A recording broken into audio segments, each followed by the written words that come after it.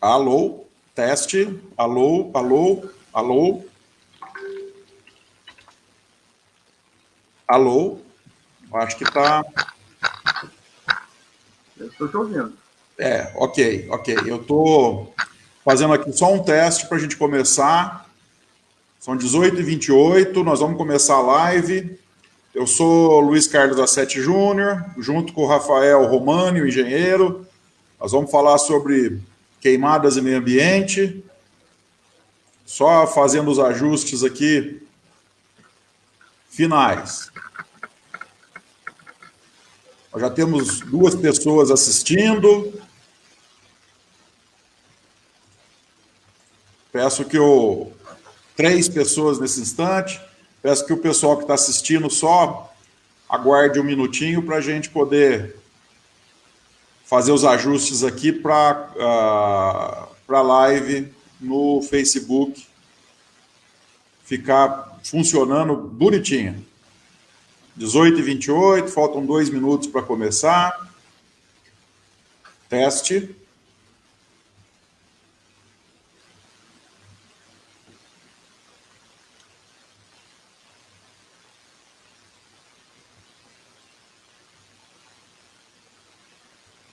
Alô, opa, tá quase.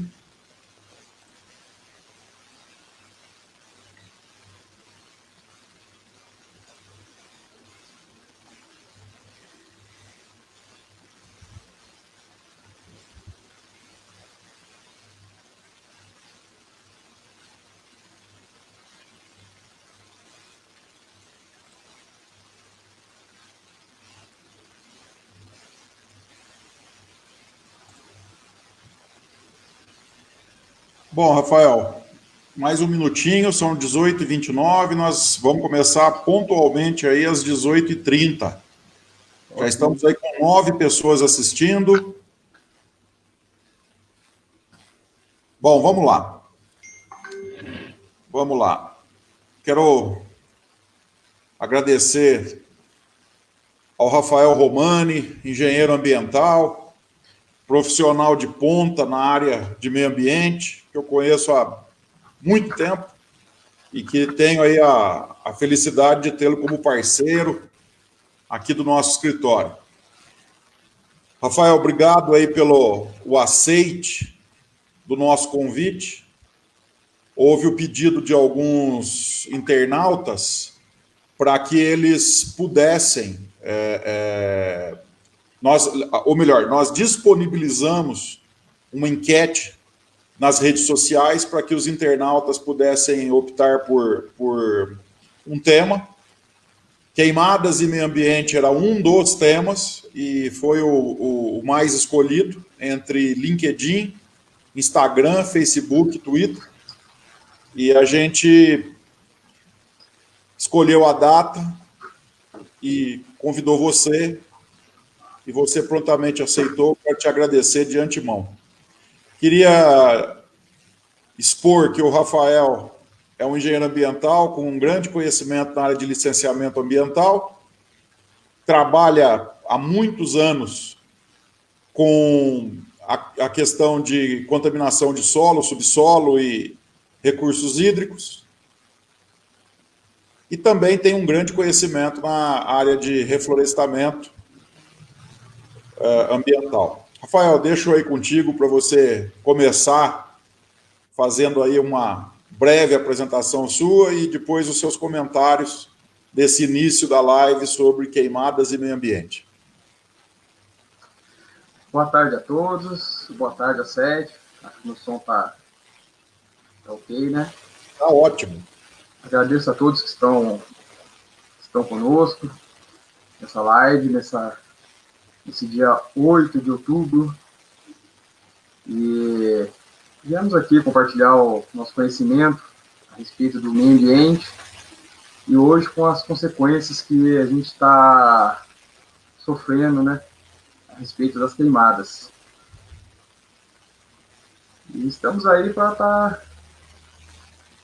Alguém tem alguma dúvida em questão sobre o meio ambiente e suas consequências Pode estar enviando para a gente e vamos bater um papo legal aí.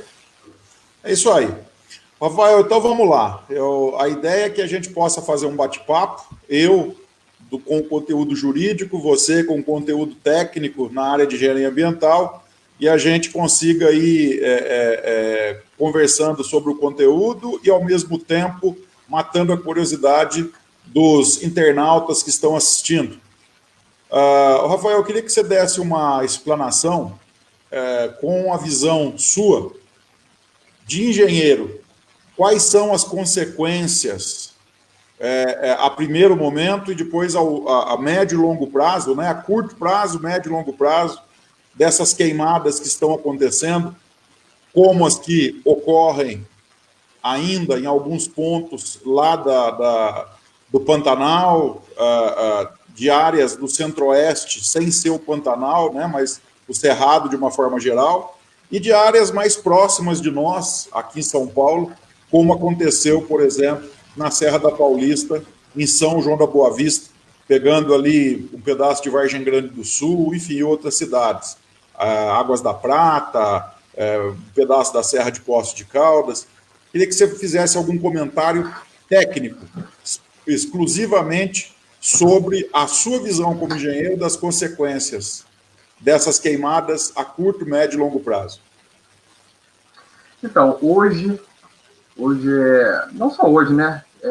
Com o passar dos anos, a gente vem passando por esse momento, que é o final do outono, começo da primavera aqui no Brasil, né? E acontecem as queimadas. Hoje a gente está num período crítico a respeito da alta temperatura que o nosso Brasil, em geral, está sofrendo, né? E sobre isso daí, são as queimadas que, por meios de controle, acabam nos afetando diretamente, né? Contando com a parte de vegetação, que acaba perdendo muito.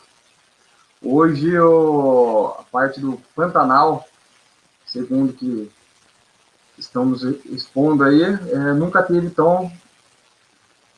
foi tão agressiva assim a parte do fogo no nosso Pantanal, né? E isso acaba afetando diretamente a gente, né? O homem, né? E exclusivamente os animais. Hoje, os animais, a gente vem acompanhando aí pelas reportagens, né? O quanto que eles estão sendo... Algumas espécies, infelizmente, em extinção, estão sofrendo. A questão da queimada para o meio ambiente, ela acaba sendo terrível, né? Porque a parte de vegetação que a gente perde com uma árvore, demora para chegar na fase adulta, demora muitos anos, até centenas de anos, né? E você pode ver que, às vezes, uma queimada descontrolada, eu digo descontrolada porque, em algumas formas, acabam controlando a queima, né? Acaba acabando com a fase da vegetativa, né, dessa árvore, acaba queimando, infelizmente, vira cinza. Ok, Rafael, deixa eu só fazer um comentário aqui. O Maurício Françoso mandou uma mensagem para nós, agradecendo por nós estarmos falando sobre esse tema, dizendo que está escutando nós dois, o som está limpo, e ele está lá ligado. Obrigado, Maurício, pela informação, obrigado por ter mandado essa mensagem para nós. Rafael, mas é exatamente isso, né?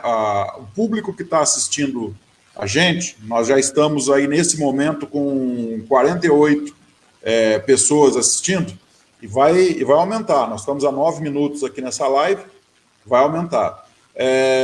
O público, a grande maioria é leiga. Então, quando nós falamos na queimada, as consequências de curto, médio e longo prazo, eu queria que você explanasse assim, a sua visão como engenheiro. Nós temos a questão da fumaça, propriamente dito, que joga particulados na atmosfera, e isso vai gerar consequências para a saúde, isso não resta dúvida. Mas, além disso, nós temos aí a consequência do próprio aquecimento, das questões de mudança climática. Quer dizer, querendo ou não, existe aí uma contribuição para aumento de gases de efeito estufa. Eu queria que você falasse um pouquinho disso.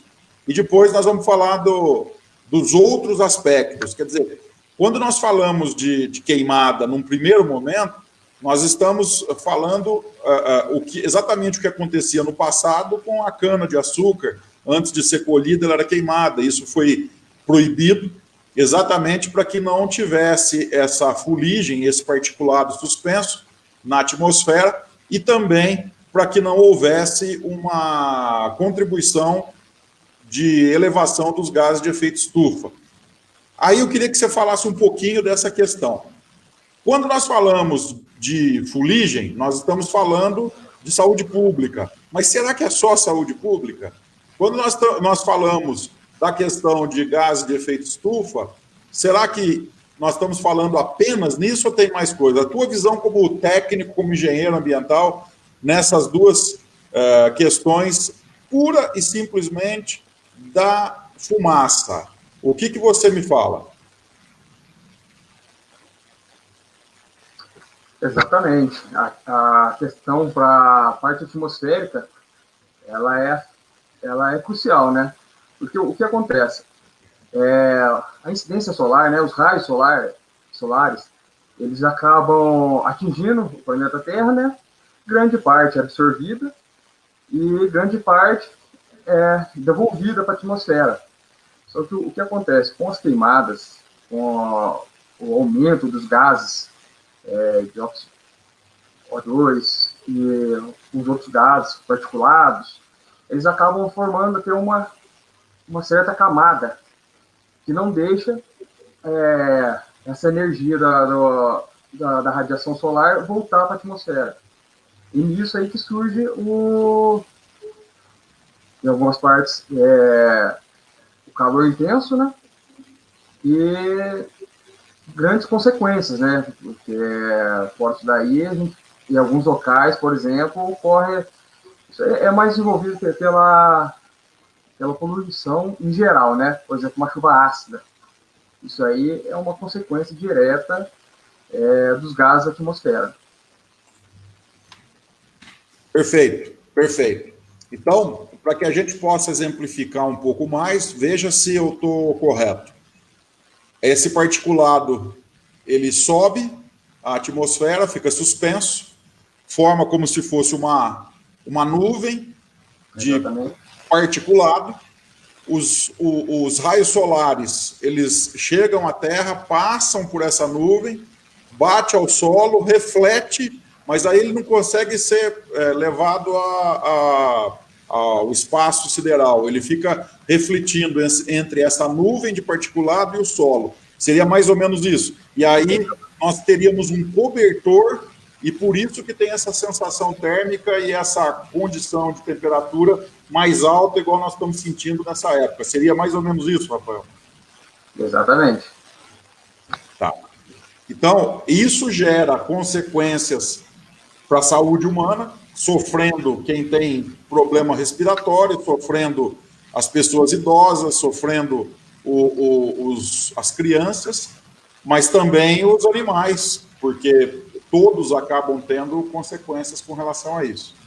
Perfeito. A gente imagina, por exemplo, o tamanho, vamos dizer, uma ave. Você imagina o aparelho respiratório de uma ave.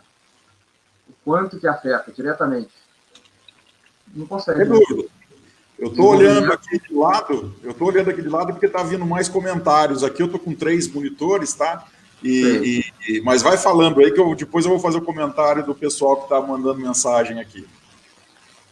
Então, exatamente. A gente está dizendo aqui referente à parte atmosférica, né? Que afeta diretamente os animais, o ser humano, né? E também a parte de vegetação em si, que acaba sendo, em determinadas áreas, está sendo extinta, né? Algumas pessoas falam que o meio ambiente tende a recuperar, Só que a gente sabe que para recuperar sozinho não consegue. Sozinho Exatamente. não consegue. Exatamente. Fora o fato que as chuvas, eu vejo aqui na nossa região aqui, né, e estão atrasadas, né? Já estamos no começo de outubro, já era para começar a chover. E isso afeta também a parte das plantações, né? Não tenha dúvida disso, Rafael. A gente tem uma consequência que é igual aquele jogo de dominó, né? Que as crianças brincam, onde coloca vários dominós, um de pé do lado do outro, e você derruba um, ele vai derrubando todos, né? Existe uma consequência cíclica para todos, de uma forma geral. Deixa eu só fazer aqui o comentário. Olha, a Rafaela Ruoco está mandando uma mensagem aqui para nós. Parabéns a Sete, parabéns, Rafael. Estou acompanhando o tema aqui. Alain Romão. O tema é muito importante. O Brasil tem sofrido muito com as queimadas, principalmente ocasionadas por ações criminosas, causando danos irreversíveis ao meio ambiente. É exatamente isso. Um abraço aí, Rafaela Ruoco, o Alain, grande amigo nosso. Um abraço a eles. Também.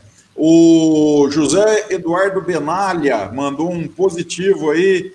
É o Eduardo, irmão da Tatiana. Edu, um grande abraço para ti. Obrigado por estar escutando aí, que está assistindo a nossa live. O Rafael, então, vamos lá. Com relação a essa questão ambiental, né? Nós temos aí essa questão ainda falando só da fumaça, esse particulado indo à atmosfera, quando chove, vem aquela famosa chuva negra, né? Que o pessoal fica assustado. Lá em São Paulo aconteceu o ano passado e esse ano aconteceu de novo, que é a chuva negra. E essa chuva é terrível, porque tudo que está suspenso desce, né, por ordem de São Pedro, na hora que ele abre a torneirinha lá e vem a chuva, né, e aquilo lava e vai parar onde? Vai parar dentro dos rios, dentro dos açudes, dos reservatórios de água, e a grande maioria desses reservatórios de água acaba servindo para abastecer outras cidades. E aí a população acaba recebendo essa carga de produto, inclusive tóxico, né? Tem vários elementos químicos que são suspensos com essa fuligem, com esse particulado, e que isso aí pode gerar consequências adversas ao homem, ao meio ambiente, aos animais, de uma forma geral, né? O pessoal às vezes esquece desse problema. E o grande problema que a gente vê dessas queimadas é que a grande maioria das queimadas tem o homem por trás ali tacando fogo, né? Óbvio que algumas ocorrem por descarga elétrica, o famoso raio, né? Outras ocorrem por bituca de cigarro ou vidro, ou lata que é jogada, e aí com a incidência do sol, ele acaba aquecendo um ponto específico e desencadeia o fogo, mas a grande maioria a gente sabe que o homem, né? O bicho homem, tacando fogo e perdendo o controle dele. É aquela velha prática que o pessoal tem de querer limpar terreno, limpar o mato de uma forma geral, folhas caídas com fogo, que é uma ignorância, o que é uma inconsequência, né, absurda. Aí, Rafael, o que nós precisamos que você agora comente é o seguinte: além das fumaças, de uma forma geral, né, eu estou falando porque a gente acaba jogando aí em várias áreas e vários focos de queimadas simultâneas, então tem vários focos, né, de fumaça subindo para a atmosfera. Nós também temos a questão do afugentamento dos animais, né? Quer dizer, o fogo em si, ele acaba fazendo com que os animais saiam daquela região onde está acontecendo a queimada. Alguns, infelizmente, vêm a morrer, outros ficam gravemente feridos, como a gente viu na televisão, né? Animais com patas queimadas e tal. E o grande problema disso é que o bicho, né, o animal, ele acaba correndo para onde está seguro, e muitas vezes ele acaba entrando em casas, em cidades, para se proteger. Você soube de algum caso aqui na região, que nós estamos, tem muita gente assistindo nesse momento, e nós estamos eu estou na cidade de Espírito Santo do Pinhal, interior de São Paulo, e o Rafael está na cidade de São João da Boa Vista, também interior de São Paulo. Então, você teve algum conhecimento, Rafael, nessas cidades aqui no entorno nosso, que uma cidade é vizinha da outra, né? Se teve nessas queimadas, principalmente nessa que aconteceu na Serra da Paulista, em São João da Boa Vista, que atingiu Águas da Prata, se teve alguma ocorrência de animais invadindo cidade, casas. Você ficou sabendo de algum caso assim? Pode contar para a gente? Ô, Sérgio, fiquei sabendo sim. Tem um produtor rural que encontrou onça. Normalmente as onças passam pela propriedade dele, mas essa aí em si ela estava afugentada. Ela estava correndo na região ali de Águas da Prata, e só que assim, no momento que ele deparou com ela, o susto foi maior dela, e ele não conseguiu ver se ela estava machucada ou não. No momento que ela fez é procurar uma saída, mas ele percebeu que ela veio corrida do fogo, né? Pelo que ocorreu aqui em Águas da Prata. E também foi em Vargem Grande também, que eu fiquei sabendo de javali, encontraram javali. Na verdade, o javali, ele invade, ele tende, às vezes, eles encontram ele em bando, né? Eles invadem a propriedade a fim de alimento. E esse daí estava sozinho. E ele também, o javali, se você encontrar ele, a tendência é sair de perto, porque ele pode se tornar um bicho agressivo e causar acidente. Então, fora da estrada, né? Eu pego a estrada todo dia, a gente vê. Todo dia, restos de animais que foram atropelados. Principalmente agora, nessa época, tá demais. E é tudo consequência, né? É a cadeia, e consequência levada a essa queima das florestas, né? E fora isso daí, o que eu fiquei sabendo também, que uma pessoa que trouxe conhecimento falou que acabou influenciando no açude dele. Ele tem um açude na propriedade dele, e ele falou que em certo momento a água estava preta.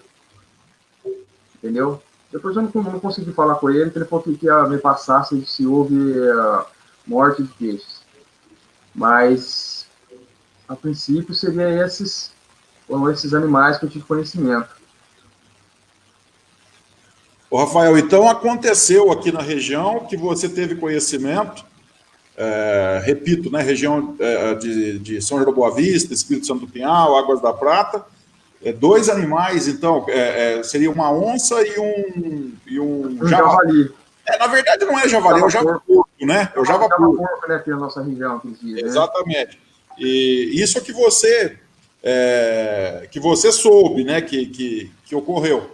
Isso. Imagina aquilo que você não soube, que o fogo foi muito alto. Para quem não viu, para quem não teve conhecimento, aquela mata que fica em Águas da Prata, atrás dos quiosques, ali onde vende pamonha, bolo de milho e tal, ela foi praticamente toda queimada. Só para vocês terem uma ideia, o pessoal que está assistindo a gente aí, nós estamos com 56 pessoas nesse instante, e então foi uma calamidade, né? Foi uma tragédia. Então, com certeza, inúmeros animais morreram. Só interrompendo você, foi e está sendo ainda. Eu tive contato com um bombeiro essa semana, ele falou que ainda está ocorrendo a queima em Águas da Prata. Infelizmente, ainda há focos. Semana passada, acho que foi, pelo que ele falou, foi na quinta-feira, foi designada uma equipe de Espírito Santo Pinhal, e essa semana foram de novo. Rapaz, eu não estava sabendo disso. Olha só que interessante. Ainda está surgindo, infelizmente. E são focos de incêndio? Focos de incêndio, mas são focos que acabam, devido ao vento, né? Até ontem, hoje de manhã, estava uma ventania muito agressiva, né? A gente pensou que havia uma chuva de larga escala, mas infelizmente só foi uma nuvem. Mas o que acontece é que o fogo acaba se alastrando. Então, o que está ocorrendo em Águas da Prata é triste. Rapaz, eu não sabia que ainda tinha focos de incêndio ali naquele local. Realmente é uma tragédia. Eu acho que isso nunca aconteceu na história de Águas da Prata, de São João da Boa Vista. A tragédia. Deixa eu fazer um comentário aqui. Um mês queimando, né? Desde o mês passado, no comecinho do mês, que começou. Registrar aqui que o Paulo Eduardo Soldeira, meu grande amigo, engenheiro sanitarista, que eu tenho ele como um grande amigo, eu carinhosamente chamo ele de gordão, mas ele está bem magro agora, né? Ele não está mais na equipe dos fofos. Soldeiro, um grande abraço para você, um prazer e uma honra saber que você está aí assistindo esse bate-papo aqui, meu com o do Rafael Romani. O Soldeira está lá em Limeira uma hora dessa. O Rafael, e você sabe me dizer o que aconteceu ali com as propriedades rurais? Porque eu fiquei sabendo, por exemplo, eu tenho alguns clientes em Tambaú, e Tambaú parece que foi uma tragédia lá também. Teve uma fazenda de um cliente meu, eu não vou citar o nome por uma questão de ética, mas a fazenda queimou 80%, Rafael. Até ponte de madeira centenária queimou de queimar inteira, queimar e cair inteira, de não sobrar nada. Queimou 80% da fazenda. A sorte, o dia que o cliente lá me ligou, eu falei para ele, pelo amor de Deus, toma muito cuidado aí com o fogo, né? Virar o fogo, né? Às vezes dá o vento, o fogo vira e machucar ou até matar alguém, né? Ele falou, não, fica tranquilo, nós estamos aqui trabalhando e não vai acontecer isso. Mas o prejuízo foi coisa assim absurda, Rafael. Você sabe me dizer se aqui em Águas da Prata, São João da Boa Vista, enfim, Serra da Paulista de uma forma geral, aconteceu fato e como esse, como é que ficaram as propriedades rurais? Você chegou a ter conhecimento? O Sete, teve alguns produtores rurais que a gente teve contato, eles falaram para a gente que queimou inteira a propriedade. A única coisa que eles falam, queimou inteira. Parte de vegetação, parte de cultura. Uma pessoa falou que parece que até um barracão onde ele guardava os insumos, o trator, chegou a pegar fogo. Só que, graças a Deus, eles conseguiram conduzir. Mas, quando você conversa com essas pessoas, porque eles ainda estão apavorados, né? Porque, de uma forma geral, é uma coisa tecnicamente inédita, né? De se acontecer isso daí. Normalmente, alguma porcentagem da propriedade acaba pegando, acaba até... Eles conseguem controlar, né? Mas muitos, vou te dizer, com umas 5, 6 pessoas que a gente conversou essa semana, eles falam assim, nossa, a minha propriedade queimou inteira. É o que eles relatam. Então, nem digo em termos de porcentagem, né? Porque o prejuízo, não só para a parte de cultura em si, desmatamento que ocorreu com a queima, foi geral. Então, esse nosso lado sofreu bastante. Vem sofrendo, né? Então, deixa eu fazer um comentário, né, contigo sobre isso. Eu fiquei sabendo, isso aí não foi cliente, não, eu fiquei sabendo por conversar, porque a gente está no meio e a gente vai conversando com produtores rurais, com agentes da Polícia Ambiental, né, que eu quero aqui registrar que aqui na nossa região a gente está muito bem servido com esse pessoal, que eles são pessoas aí que a gente consegue dialogar, são pessoas extremamente bem intencionadas e auxiliam realmente o agricultor quando precisa dele. Eu tive conversando com alguns deles, que eu tenho inclusive ex-alunos que são da Polícia Ambiental.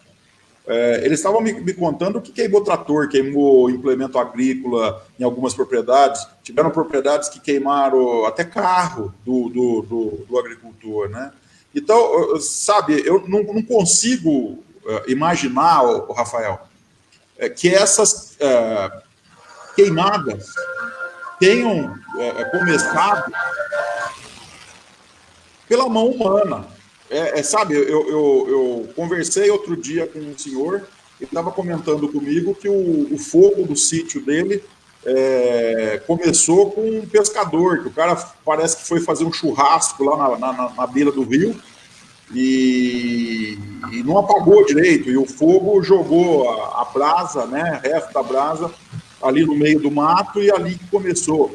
Teve um outro que me narrou que um carro sofreu um acidente, saiu da pista e entrou no meio do mato e deu um curto-circuito no carro lá, alguma coisa, e pegou fogo. Foi a partir dali que surgiu o foco de incêndio. Quer dizer, a gente tem várias narrativas, mas a grande maioria que a gente escuta é de pessoas mesmo que mal intencionadas que foram lá e tacaram fogo. E eu não consigo acreditar, rapaz. Você ouviu também narrativas de que esse fogo começou por decorrência de ação humana? Você sabe de alguma coisa nesse sentido? Ou seja, na verdade, eles não confessam, né? Mas em conversa com o pessoal assim, de sítio, fazenda, o que eles falam? Chega mais ou menos essa época, final de agosto, começo de setembro, eles tendem a fazer essa queimada que eles dizem, né, controlada, né, para fazer um controle, para queimar mato, eles falam isso, e maquiê. Porque eles visam que a chuva vai chegar, né, então, mesmo, vamos falar intencionalmente, ou eles dizem que a chuva vai chegar, então vai queimar alguma parte, eles conseguem controlar, só que é o seguinte, a chuva normalmente chega em setembro, não chegou, e nisso que está se alastrando, e nisso que acabam tendo focos isolados, junta com o vento, e vai se alastrando e toma grandes proporções, né? E é isso aí, Essa live que nós estamos fazendo, então, essa live que nós estamos fazendo, falando sobre queimadas e o meio ambiente, é exatamente o foco é esse, é a gente tentar orientar as pessoas a que não coloque fogo, nem em terreno, nem em sítio, nem em chácara, nem em nenhum outro lugar, né? Porque sai do controle, e aí dá essas tragédias que a gente está acostumado aí a ver, infelizmente, nessas últimas semanas, nesse último mês. O Rafael, agora mudando um pouquinho só o foco, né? Eu quero só te perguntar uma coisa.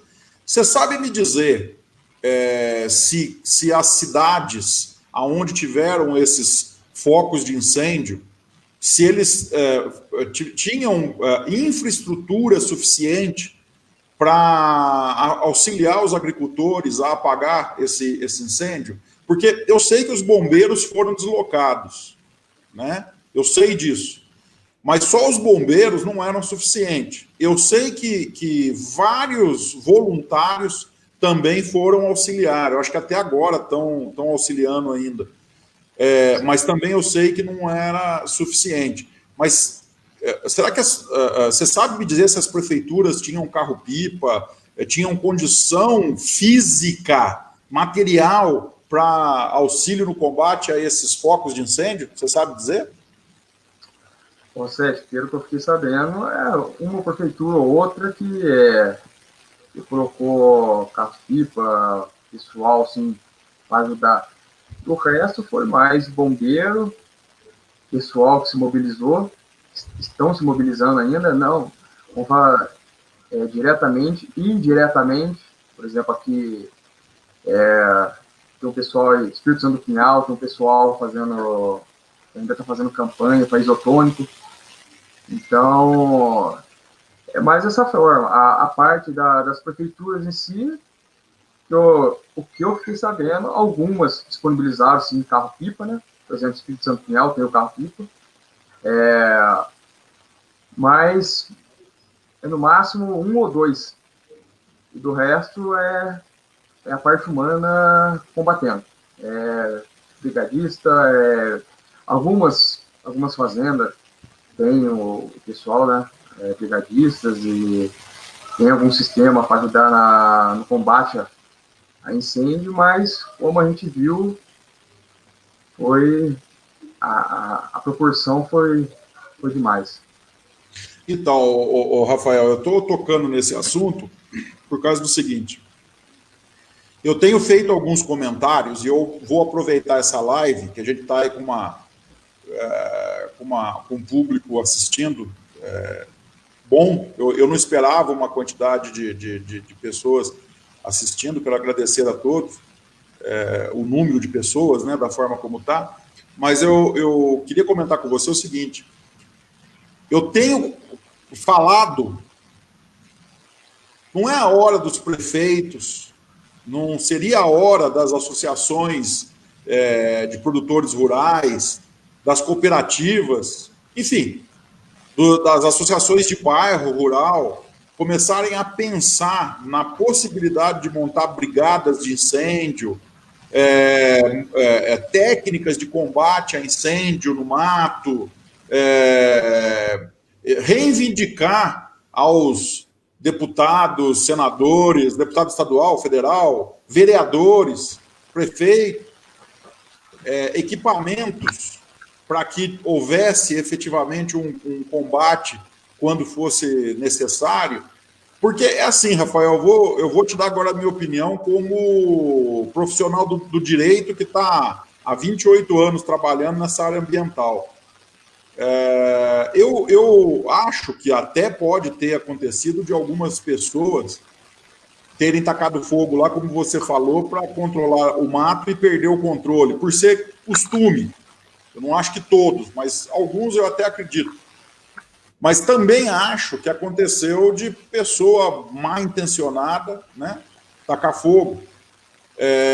Acredito também que pessoas sem qualquer compromisso tenham jogado lixo, tenham feito descarte de material de forma inadequada, e isso pode acontecer também de gerar fogo.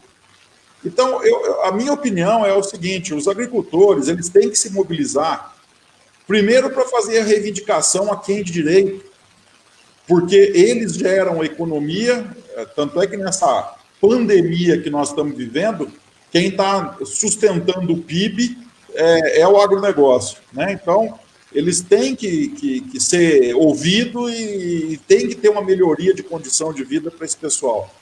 Então, eu acho que eles precisam cobrar quem é direito.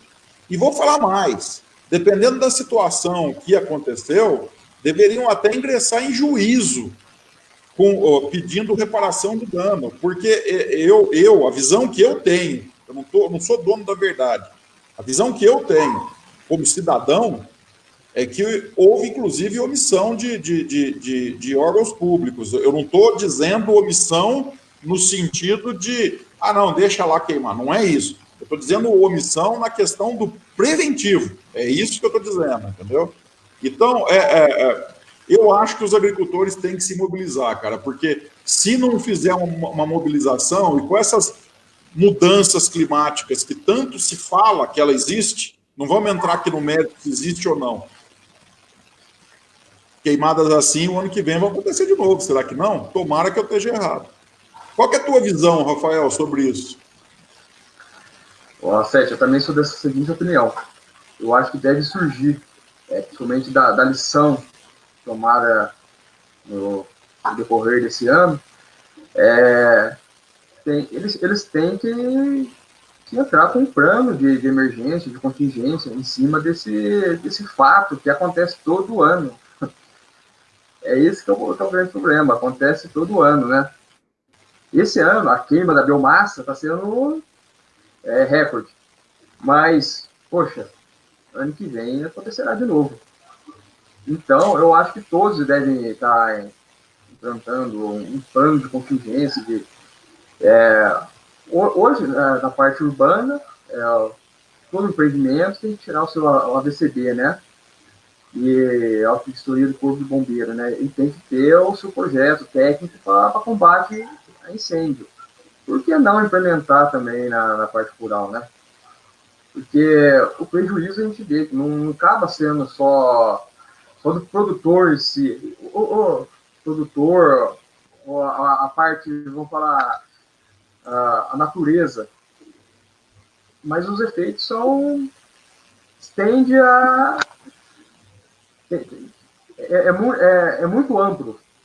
Então, eu acho que a gente usando, os governadores, os prefeitos, tem que já pensar em mudar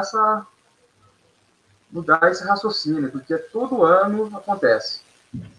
Então, eu acho que um plano de contingência, de emergência da parte florestal, a parte rural em si, né? Eu acho que tinha que ser implementada. Então, Rafael, olha só, eu vou expor uma particularidade minha. Eu sou radioamador. Desde os 12 anos de idade, eu sou operador de faixa do cidadão, que não é radioamadorismo, né?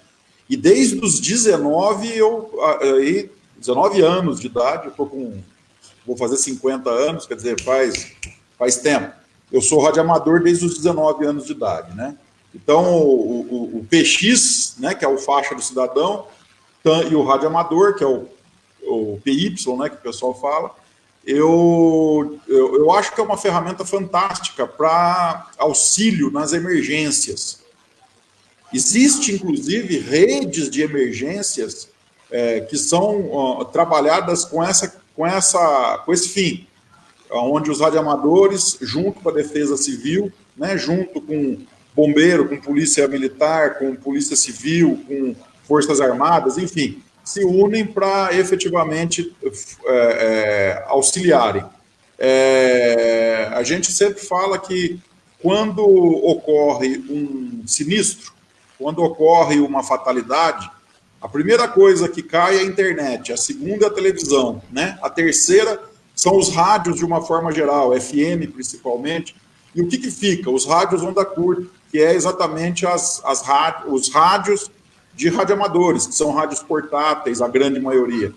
Então, o rádio, o radioamador, ele tem uma função que parece que está esquecida e acabou por causa do celular. Mas não, existem muitas pessoas ainda que gostam desse hobby, mantêm esse hobby. É um hobby e que ele tem um serviço que pode auxiliar a população.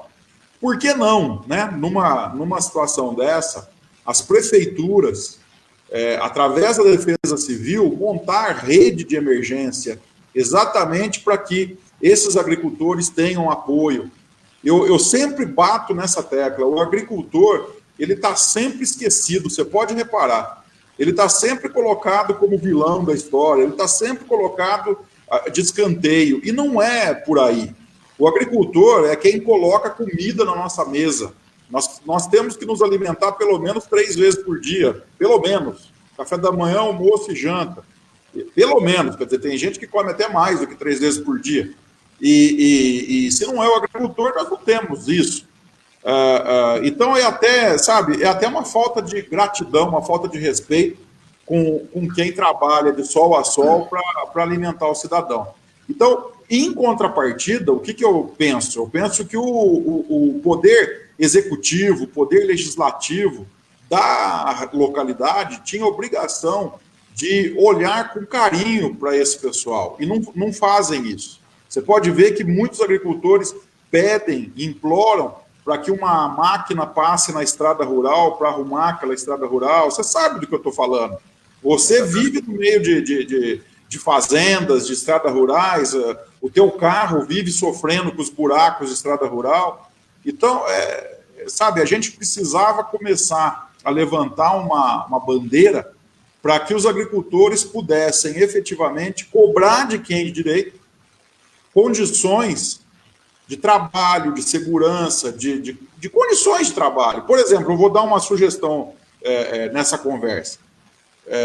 As prefeituras deveriam montar, auxiliar os agricultores a montar associação de bairro, e essas associações de bairro deveriam buscar empresas especializadas no mercado para dar treinamento, inclusive para os próprios funcionários dos chácaras, sítios, fazendas, de uma forma eficaz de combate a incêndio, questão de segurança. Quantos assaltos estão tendo em zona rural? Não é o foco da nossa live, mas uma coisa vai puxando outra, não é? Quer dizer, melhoria de telefonia, melhoria de condição de vida, né? Então, eu particularmente tenho essa visão e acho que o agricultor tem que buscar a justiça nesses casos, porque se não tem atenção por bem, tem atenção por decorrência de um processo judicial, porque ele é cidadão como qualquer outro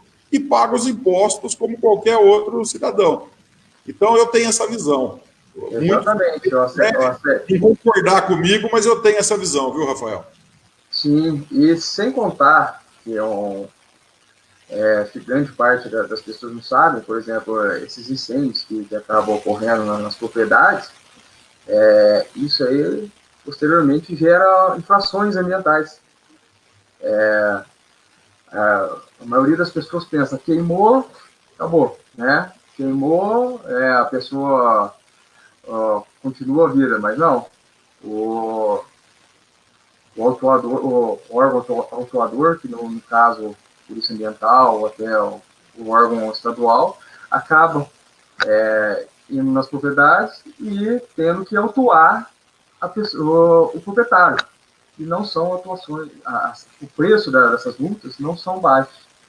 O Asset pode falar um pouco até melhor sobre isso daí. E então, de todo jeito, o senhor da propriedade rural acaba sofrendo com grande parte. Muitos falam que a pessoa está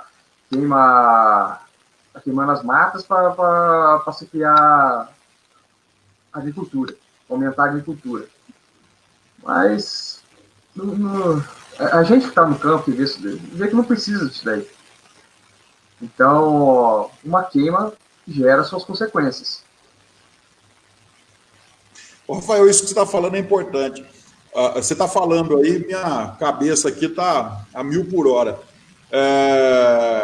É importante a população ter conhecimento que quando existe um foco de queimada, o satélite identifica. Então, quando a polícia ambiental aparece lá, muitas vezes a pessoa acha assim, houve denúncia. Não, é o satélite dedo duro que está lá em cima, que ele identifica a fumaça, identifica o foco de incêndio. Foco de calor. Lá em São Paulo, lá em Belo Horizonte, enfim, nas capitais, na sede da agência ambiental, aparece lá a latitude e longitude do local onde tem a fumaça ou o foco de calor.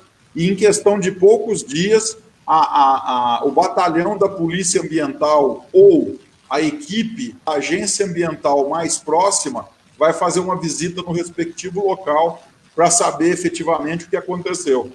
E se o agricultor não tiver como comprovar que não foi ele que colocou fogo, fatalmente ele vai ter multa, que é variável de R$50 a 50 milhões de reais, né? Depende muito do tamanho da propriedade, depende de uma série de fatores, e ainda vai responder um processo criminal, porque o fogo é crime, e o cara vai responder por crime ambiental por decorrência desse fogo. Quer dizer, ele vai ter que gastar com advogado, vai ter que gastar recompondo aquela área, e muitas vezes não foi ele que tacou o fogo. Então, por isso que eu acho, ele tem que fazer um preventivo, o agricultor tem que fazer um trabalho preventivo para se proteger.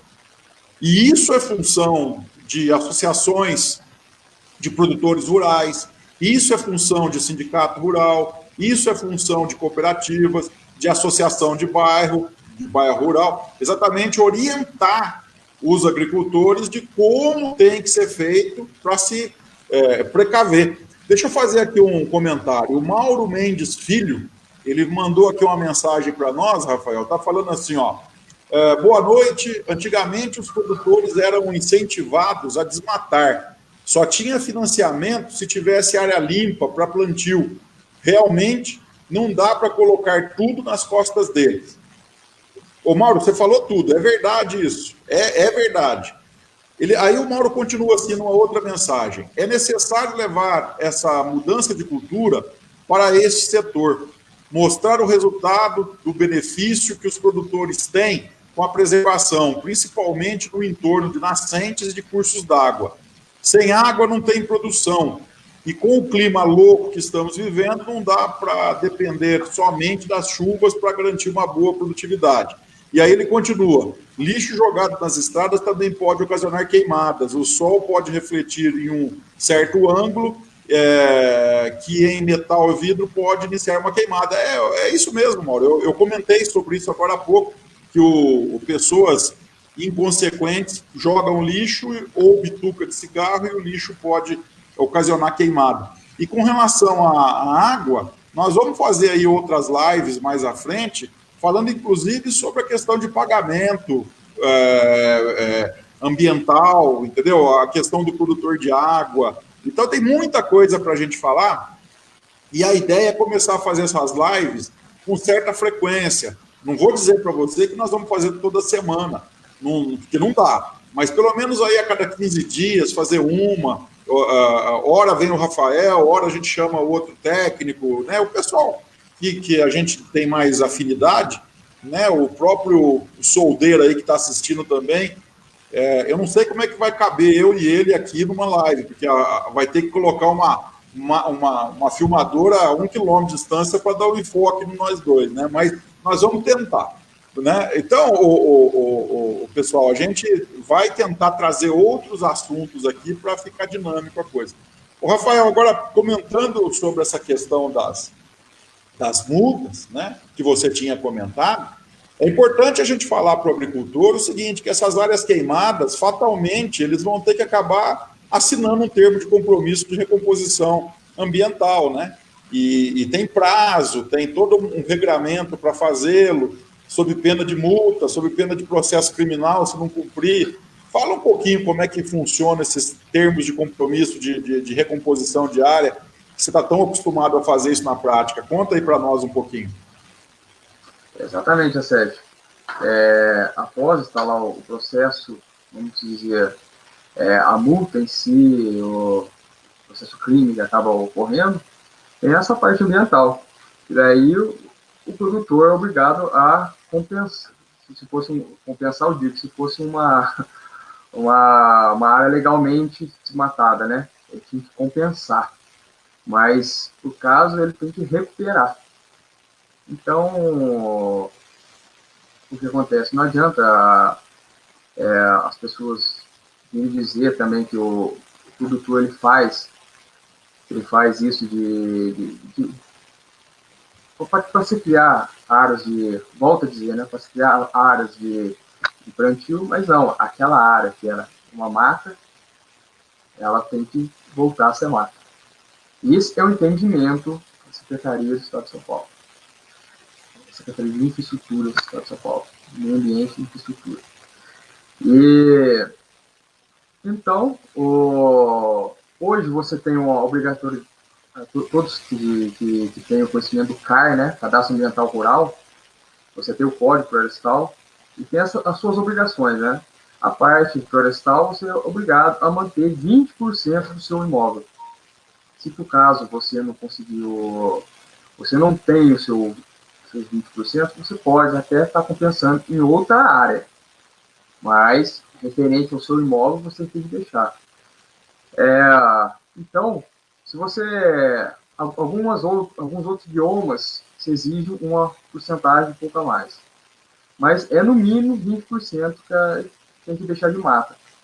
Fora isso aí, você tem também as áreas de preservação permanente, Isso, as áreas de preservação inclui nascentes, inclui várzeas, beiras de rio. Então, você tem determinadas amplitudes de curso d'água, você tem que deixar X metros de área de preservação. Se você queimou ou se você teve algum tipo de intervenção, você tem que recuperar. E o meio de recuperação é o termo que você, posteriormente, além disso, você tem que procurar um profissional gabaritado para estar mostrando o projeto e como você vai agir em cima desse plantio, dessa recuperação. Então, hoje, o termo de compromisso fatalmente é o processo final que você vai ter que assinar para estar recuperando essa área. Isso aí é uma fase da parte do cadastro ambiental rural. Pessoas, às vezes, que não têm a sua área florestal, ela é obrigada a recompor. E pessoas que têm, que foram queimar, houve a queima, ela vai ter que recuperar. Rafael, então é importante a gente... Isso, sim. A restauração, né? Retornar, na linguagem jurídica, é o retorno ao status quo ante, é como era antes, né? Mas então, essa live nossa, como eu já falei agora há pouco, tem a função também de explicar para a população, pessoal que está nos assistindo, esses detalhes. Então, infelizmente, os agricultores, eles são cobrados pela conservação, pela preservação, dependendo do caso, mas acaba não tendo um apoio nessa questão do combate ao incêndio e também nessa questão depois de ter que restaurar toda essa área. O que eu ia comentar, né, até para mostrar a importância disso, o agricultor, ele não deve nunca fazer a assinatura de um termo de recomposição de área sem ter assistência de um profissional gabaritado que conheça essa questão de licenciamento ambiental. Então, normalmente, quando me procuram, eu sempre falo, olha, você precisa de um engenheiro ambiental, você precisa de um engenheiro florestal, você, dependendo do caso, né? Porque é necessário ter a assistência de um técnico nessa questão, por vários fatores. Vou citar apenas alguns. Vai te obrigar a fazer uma recomposição de mata, você vai ter que comprar mudas de viveiro legalizado, você vai ter que confirmar essa compra através de nota fiscal, você vai ter que fazer a comprovação do plantio através de laudo, você vai ter que fazer a comprovação do combate à formiga cortadeira, né? Através de documentação. Então, se você não tiver assistência de um engenheiro ambiental ou florestal, fatalmente você vai ter problema. Então, meu amigo, não faça nenhuma assinatura de termo de recomposição de área sem efetivamente estar com assistência de um profissional, tá? Um profissional que tenha conhecimento dessa questão, tá? O advogado é importante para te dar um aconselhamento nas questões jurídicas das consequências que aquele termo pode resultar para você, caso você não cumpra, entendeu? Agora, nessa questão, o engenheiro especializado na área é importantíssimo. O Marcão Florestal, Marcão é um grande amigo, foi aluno meu, olha lá, escreveu aí, grande A7, quanto tempo nós não vemos, parabéns pela live. Ô Marcão, você é um que eu vou te chamar a qualquer hora para a gente bater um papo aqui online, viu? Você não vai fugir disso não, viu, Marcão? Grande abraço para você aí, saudade de você e da sua turma, viu? Se você vê o pessoal lá, Fala que eu estou mandando um abraço para todos eles. O Rafael, então, essa questão que você citou aí é importantíssima, porque muitos agricultores não têm essa visão, não têm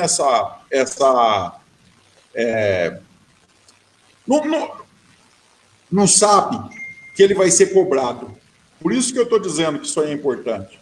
Esse trabalho da gente fazer lives tratando sobre alguns assuntos é de suma importância, porque acaba sendo um trabalho de educação ambiental e, ao mesmo tempo, um serviço de utilidade pública para que o pessoal tenha ciência das obrigações e dos direitos, porque o pessoal não sabe, são carentes de uma forma geral. Bom, nós estamos aí exatamente a 1 hora de live. E eu acho que nós não devemos progredir muito com ela, Rafael, porque senão fica cansativo para quem está assistindo e também para nós, porque a gente acaba virando em volta do mesmo assunto. Eu acho que 1 hora está de bom tamanho. O Rafael, eu queria que você finalizasse, né, falasse alguma coisa que ficou faltando, que você acha importante falar, falasse um pouco da sua profissão também, que você não falou nada, eu acho importante o pessoal te conhecer. A Andréia Oliveira acabou de entrar aí. A Andréia é uma excelente contadora, uma pessoa maravilhosa, que eu conheço ela há muito tempo, e ela é também uma expert em cafés finos, exportação de cafés finos, lá na Elba Café. Andréia, um beijo para você. Ela está escrevendo aqui, ó, parabéns a Sete, excelente iniciativa para demonstrar a importância da educação ambiental. É isso mesmo. E a gente precisa ter esse enfoque para levar o conhecimento à população. Ô, Rafael, a palavra está contigo aí, meu amigo. Fala um pouco da tua profissão também. Você é um cara muito capaz, muita gente te conhece, mas outros tantos não, e é o momento de você falar um pouco de você. Eu sei que você é tímido, mas fala aí, meu. É isso aí, Sete. A questão das queimadas hoje é um assunto importante, né? A gente, sim, deve estar colocando em pauta, porque atinge em geral. Não é só a parte de vegetação que a gente perde, não é só a parte de animais que a gente perde. A perca é geral. Então, é um assunto que hoje, infelizmente, a gente tem que colocar em pauta. E eu queria agradecer a Sete pela oportunidade da gente estar expondo um pouquinho da nossa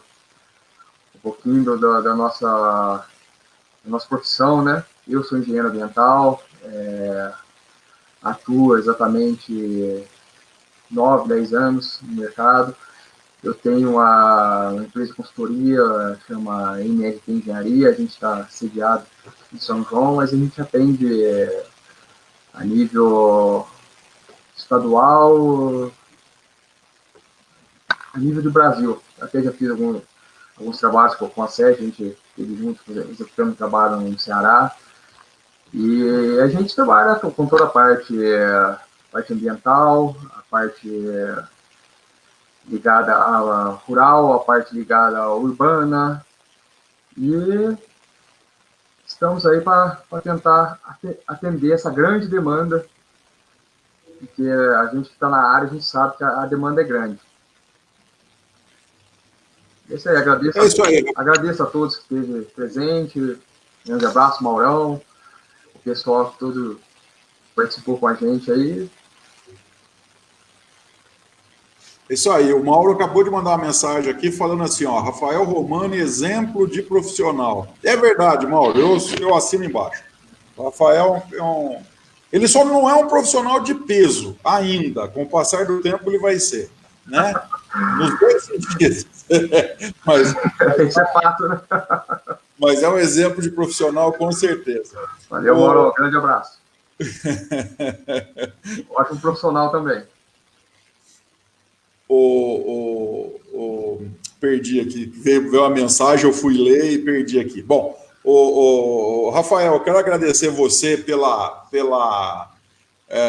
live, por ter aceito esse convite. Foi a primeira live que nós fizemos especificamente com um tema. Nós vamos repetir outros assuntos, vamos repetir lá as lives, mas com outros assuntos, e a gente tem uma pretensão de fazer aí a cada 15 dias. Vamos ver se a gente consegue conciliar o calendário, né, com a profissão e os afazeres do dia a dia, mas eu espero que a gente consiga. Eu quero agradecer você por ter aceito prontamente o convite, eu quero agradecer você por ter destinado essa 1 hora sua a esse bate-papo.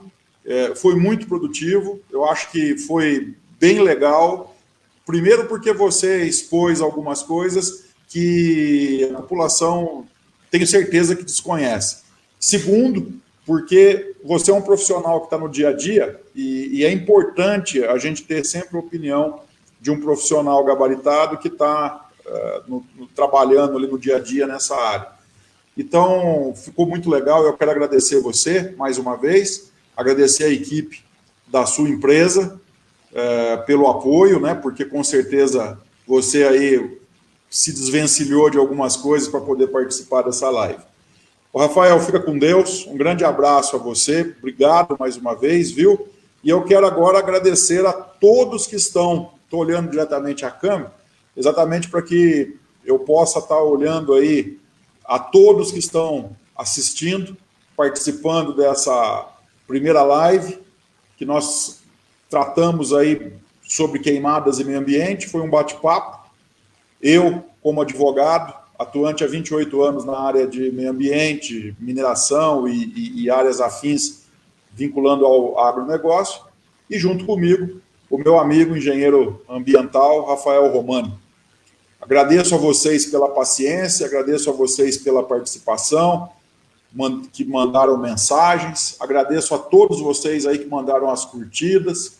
Nós estamos agora com 57 pessoas assistindo, e que tem vários, está sendo transmitido pela página da Sete Advocacia no Facebook, mas o link nós replicamos em outras páginas, então, com certeza, existem muitas outras pessoas que estão assistindo e que não está aparecendo no cômputo nesse momento. Quero agradecer a todos vocês.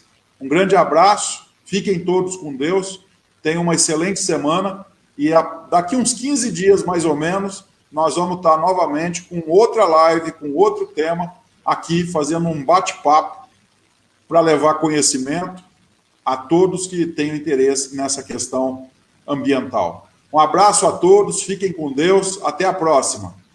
Agradeço, grande abraço.